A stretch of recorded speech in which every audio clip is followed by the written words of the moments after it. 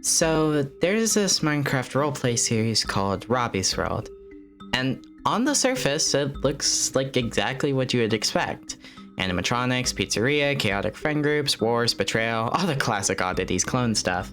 But the deeper you go into the lore, the weirder it gets. Because somehow, this story evolves from funny pizza place into an entire mythology involving gods, deals, possession, gods falling, and an entity older than the universe. And honestly, it's what makes it kind of fascinating. So today I want to walk through the complete story of Robbie's World Season 1 and the beginning of Season 2, from the birth of the universe all the way to Robbie sacrificing the one thing he cared about most, his pride. Before the pizzeria, before Robbie, before the Spencer family, there was the script. According to the lore, when the Big Bang happened, all the leftover energy in existence gathered together into one singular being, the script. And the script was unimaginably powerful, like too powerful. It couldn't even control itself. Terrified of its own existence, the script created two beings to protect and stabilize reality. The creator, or Lemon, representing light and creation, and the darkness, or representing destruction. The creator wanted to build worlds and life across existence, but every single thing he made was destroyed by the darkness. So eventually, the creator fought back. He created three archangels, Michael, Gabriel, and Raphael, and together they waged war against the darkness itself. During that war, Raphael sacrificed himself to trap the darkness inside a weapon known as Golden's Axe, and for thousands, maybe millions of years, the darkness stayed sealed away.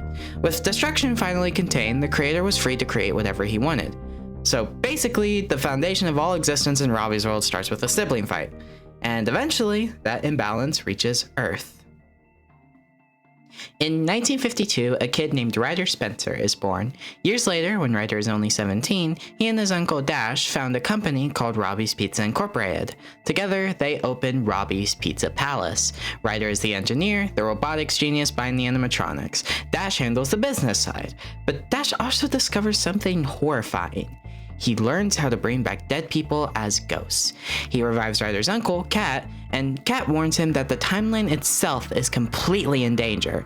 According to her, certain people need to die or reality will collapse, and Dash actually believes her, because she cites her source as a god. So he murders 4 children, later known as the MPI victims.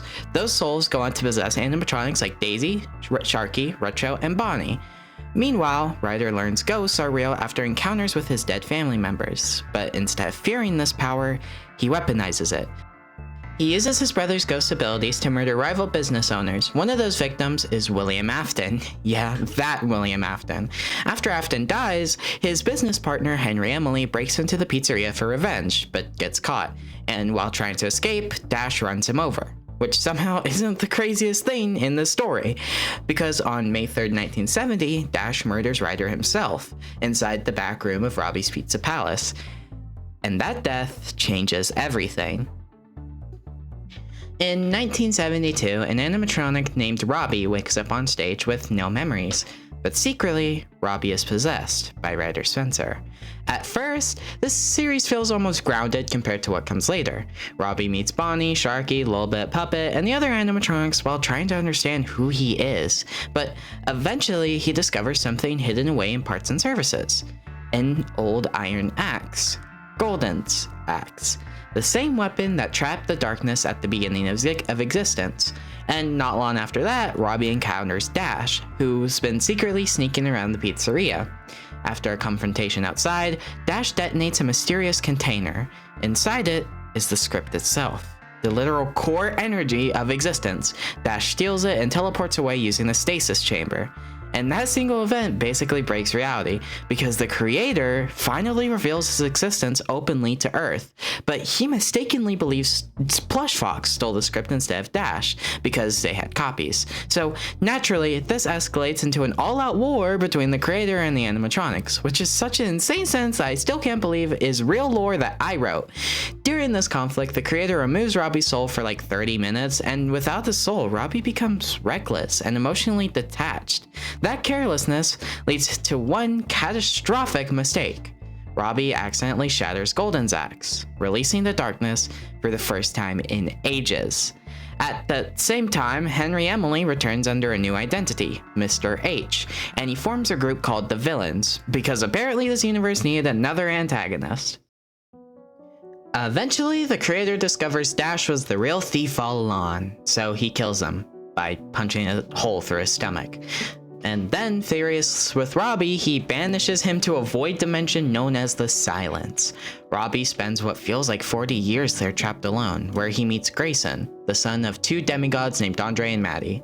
But when he finally returns to Earth, only 1 year has passed in the real world. Meanwhile, the darkness arrives at the pizzeria, but the animatronics mistaken for the creator. And around the same time, we start getting introduced to even more gods and demigods, which is around the point where Robbie's world fully stops pretending to be a normal FNAF-inspired story. Now it's basically its own mythology. The creator even hosts a dinner with the gods in an attempt to void ban them from existence, which feels less like divine judgment, more like a Discord moderation feature. But the biggest turning point comes with something much more human. A war. Back on Earth, Robbie, Bonnie, and Plush Fox discover a powerful weapon called the Colt. Mr. H's group attempts to steal it, specifically an outcast named Kylie. During the confrontation, Bonnie kills Kylie in self-defense, and that death changes everything. Sharky snaps, and he launches a violent rebellion against the pizzeria and bombs Pirates Cove. This becomes known as X-Day, the beginning of Palace War 1. The animatronics build traps, explosives, and defensive weapons beneath the pizzeria while Sharky's forces fight for control. Eventually, Robbie detonates both the Plushy Fox bomb and the TNT dispenser during the final battle. Facing defeat, Sharky... But the war still isn't over.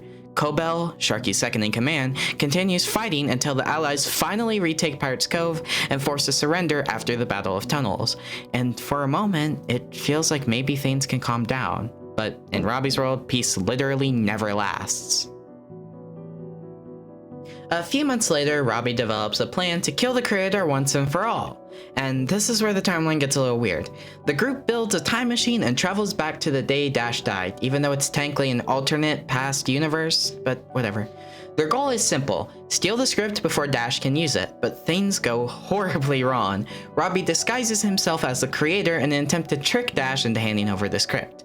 Dash of course refuses, a fight breaks out, and by accident, Robbie himself becomes the one who kills Dash in this alternate path. After stealing the script, the group realizes they're stranded in the past. Then, Robbie accidentally encounters his past self backstage.